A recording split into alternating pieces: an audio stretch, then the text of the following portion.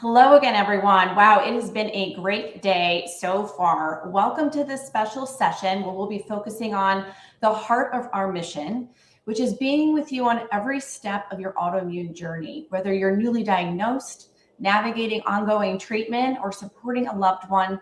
The Autoimmune Association is here to support you.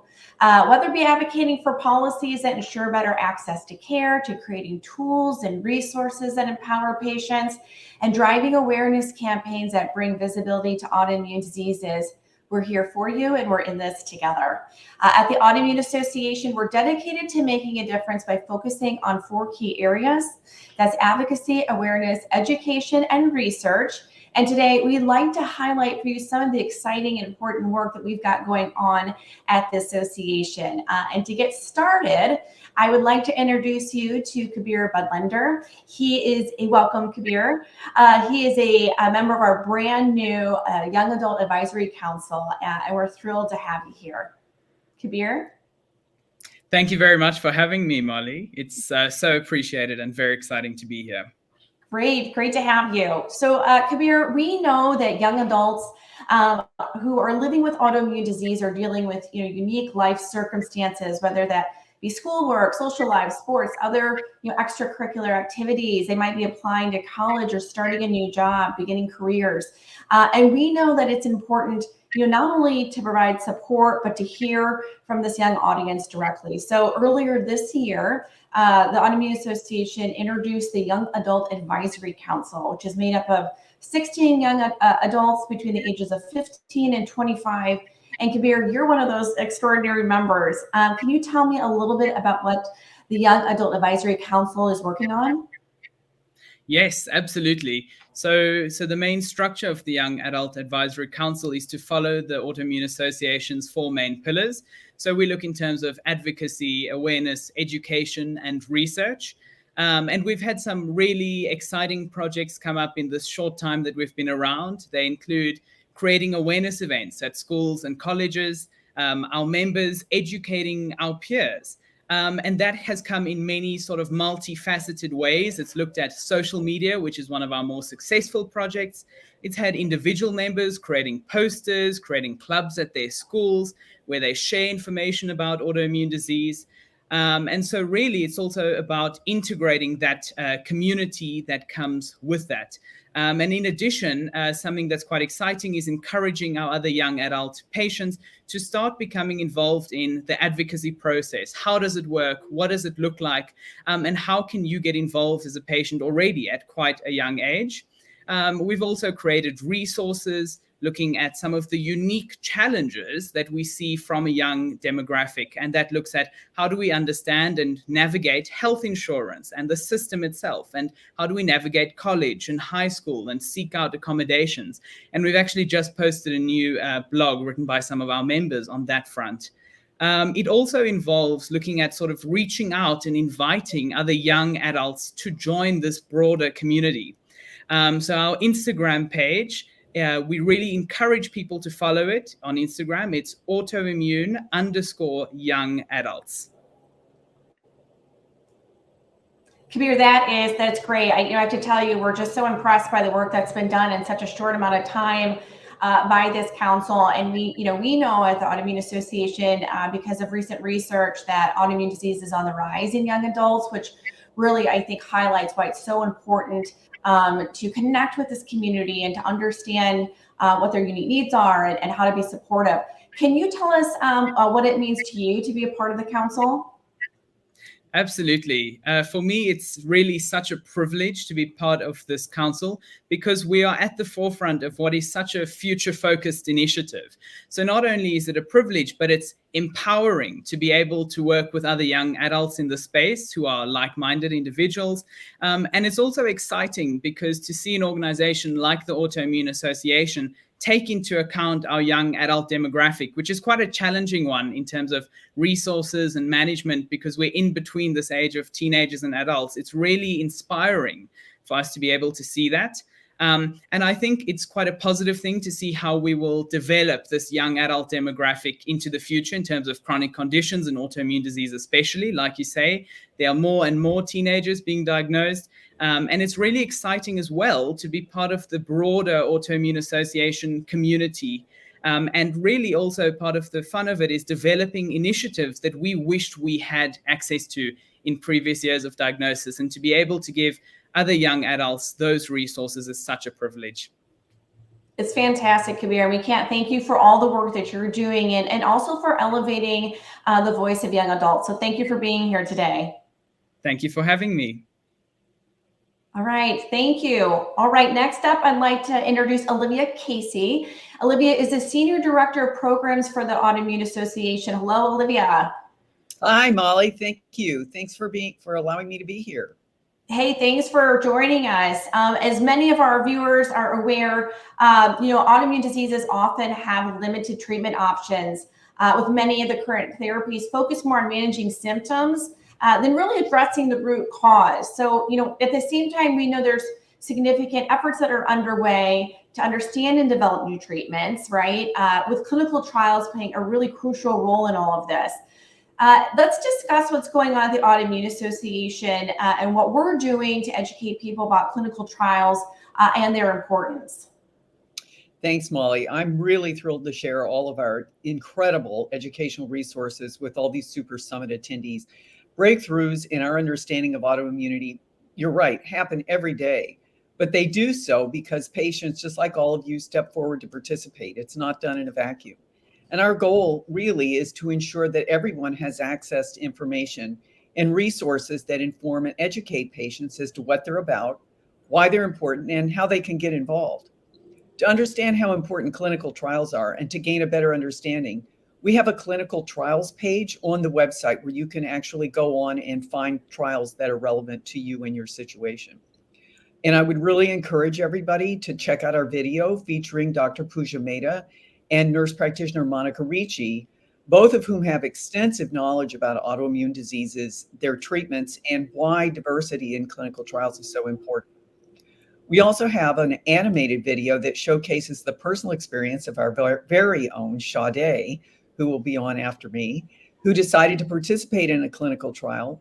And it really highlights and amplifies the process that she went through and the questions that she asked and other people may want to ask in order to arrive at that decision.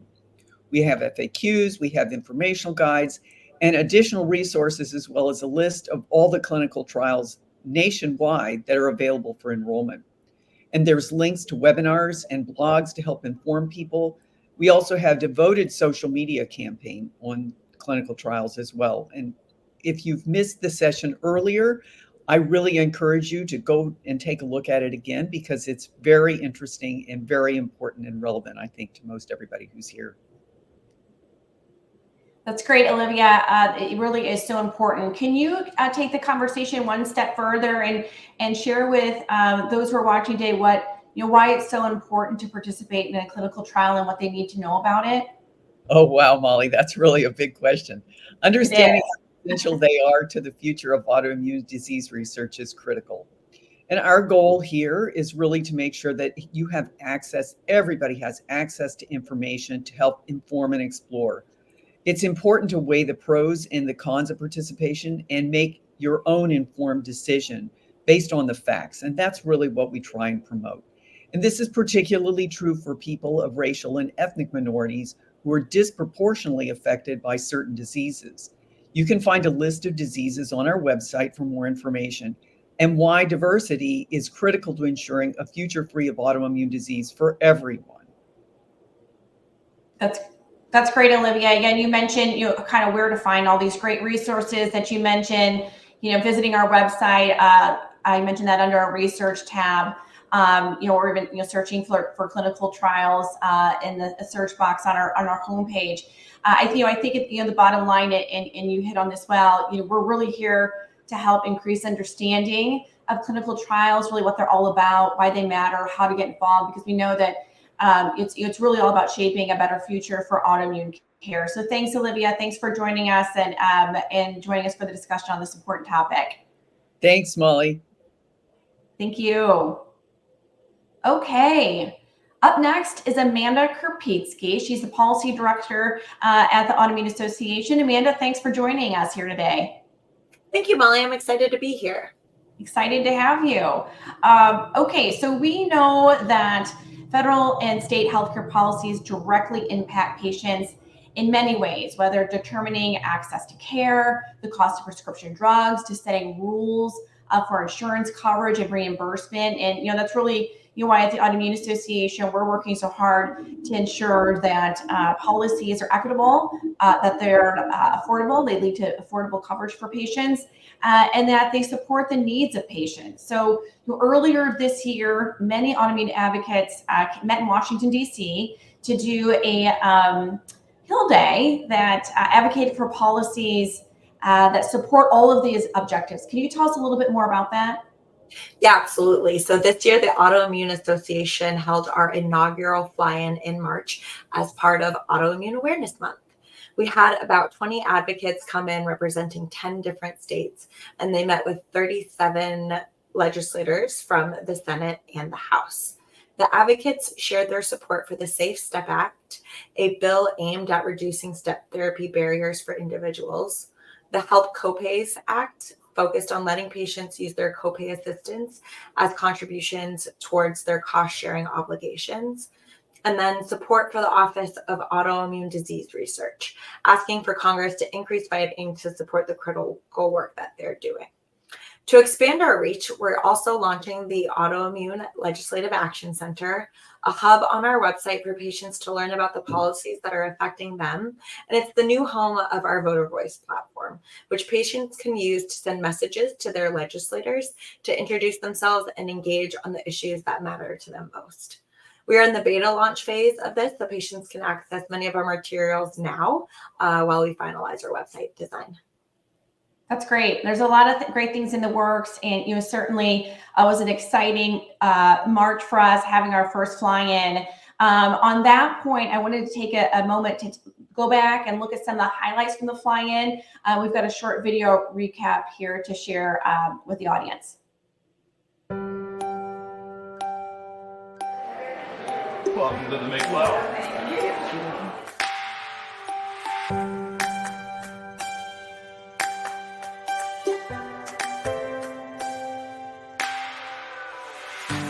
Hello and welcome everybody to the Autoimmune Association's Congressional Fly-In. We could not be more thrilled to have you all here.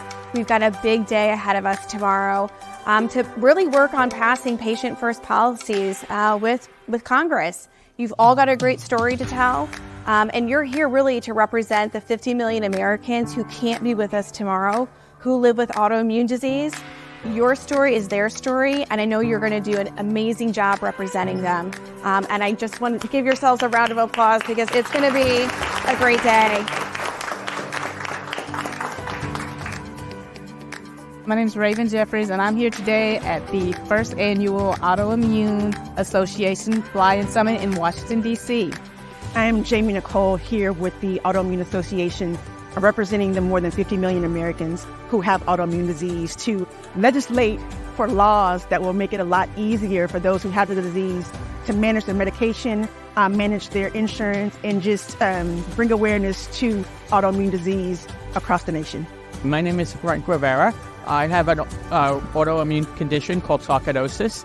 I am here for the 50 million people that have autoimmune diseases, to fight for them, for those who can't fight for themselves. The lack of research and lack of funds for these diseases affects everybody. It doesn't just affect the patients, it affects the families and the friends and everybody else.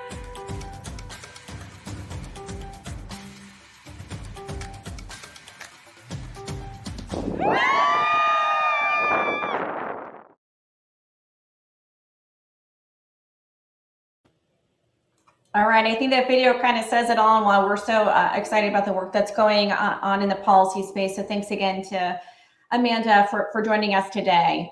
Up next, we've got Colleen Kamisic. She is our Director of Marketing and Communications, and she plays a really pivotal role at the association in raising awareness around autoimmune disease. We know that raising awareness for disease is really important as it helps other people understand what it's like to live with an autoimmune condition, and it helps create more compassion.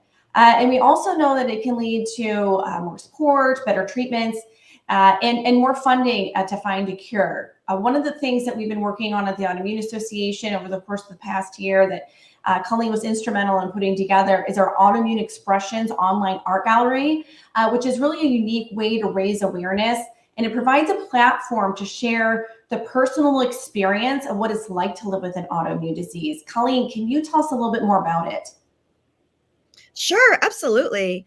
So, like you said, we know how important it is for people to tell their stories, to be heard, and to connect with others through stories. And so, for a while now, we've been sharing written stories, and it's really made a huge impact. And so, for last year, for Autoimmune Awareness Month in March, we had an idea to give people a new way to tell their stories. Not everyone tells their stories through words. Art is another way to do that in a creative way. So we started Autoimmune Expressions. It's an online art gallery on our website, and we invited the whole autoimmune community to submit their work. It's a really great way for people living with autoimmune disease to visually share their story in a way that's unique to them. So we introduced the gallery over a year ago. We've received about 100 original works of art, and they're all amazing. We have paintings, drawings, poetry, textiles, metals, photography. And each piece, it like visually represents what it's like to live with an autoimmune condition. Each piece really brings those feelings to life, and it's helping to raise awareness even outside of the community. It gives others an opportunity to experience that raw emotion felt by people living with autoimmune disease. Yeah, it's really fantastic, Colleen, and it's so creative, and we can't be more grateful for the work that's been submitted to help tell the story of living with an autoimmune disease. And of course, it does help raise awareness as well. We've got a video here, I think, that captures the spirit and purpose of Autoimmune Expressions well. If we can go ahead and play that. Thanks, Colleen. Sure. Thank you, Molly. Thank you.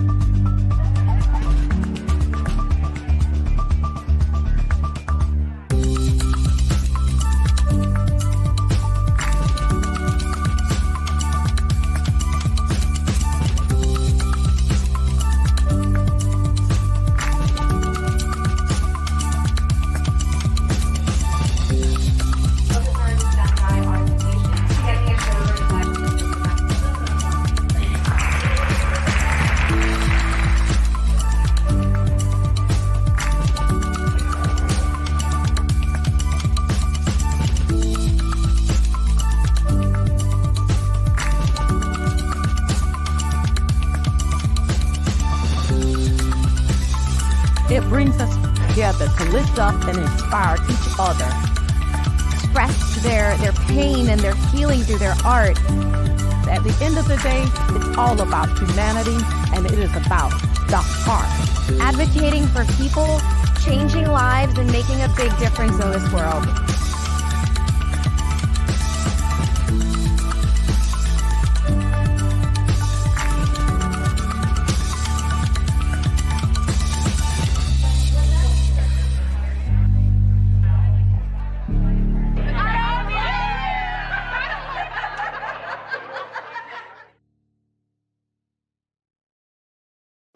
All right, I hope you enjoyed that video and the work that we're doing through Expressions as much as we do. Sade Mallory is up next. Sade is our patient outreach coordinator here at the Autoimmune Association, and she's very involved with creating resources for patients to help them through every step of their journey. Sade, we recently developed a new tool for patients to help guide their discussions with their healthcare team. Can you tell me a little bit more about that? Absolutely. Thank you, Molly. I'm so excited to be here. Yes, so we developed a new resource called the Question Prompt List, also known as the QPL.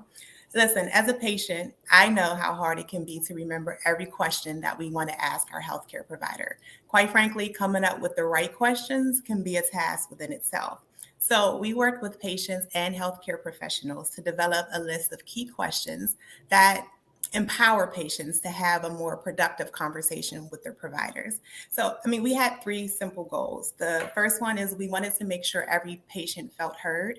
We want to make sure every patient receives the information that they need. And we want patients to feel empowered to make informed decisions about their care. That's great. We've had tremendous feedback on the QPL, we call it, the question prompt list, and how useful it's been, because we know that appointments can be stressful, and it's easy to forget what kind of questions you want to ask. And we're really pleased, to have this tool developed, not just in isolation with the Autoimmune Association, but it really had a lot of feedback from patients and from healthcare professionals as well. Yes, that's right. The QPL really encourages shared decision-making between the patient and the provider, and it allows a more personalized and practical approach to care. And to revisit the word empower, it really gives patients the opportunity to take an active role in the conversation, bringing up concerns that might otherwise be overlooked. And the great thing about the QPL is that it's completely flexible, which I love. There are over 100 questions organized by topic, and patients can select questions that's most relevant to them. It really is, user-friendly and customizable. For anyone who's watching today, can you share where they can find this tool? Absolutely. You can find the QPL on our website, autoimmune.org, right under the patient resources section, or you can simply search question prompt list in the homepage search bar. And we've also made it easy for everyone to access, whether you prefer to download it to your mobile device, like me, or you can print a copy. We wanted to ensure that it was convenient for every patient. Wonderful. Thanks again, Shade, and thanks for all that you're doing to create such great resources for patients who need these types of tools. Thanks for being here today. Thank you for having me. That wraps up today's discussion. Thank you for joining us. We've shared some exciting new resources and opportunities designed to support you through every step of the journey. To explore everything that we've talked about, please visit autoimmune.org, and don't forget to follow us on social and subscribe to our newsletters, where you'll be updated on new resources and events and opportunities as they come about. So stay connected, stay informed, and thank you for being a part of the Autoimmune Association community.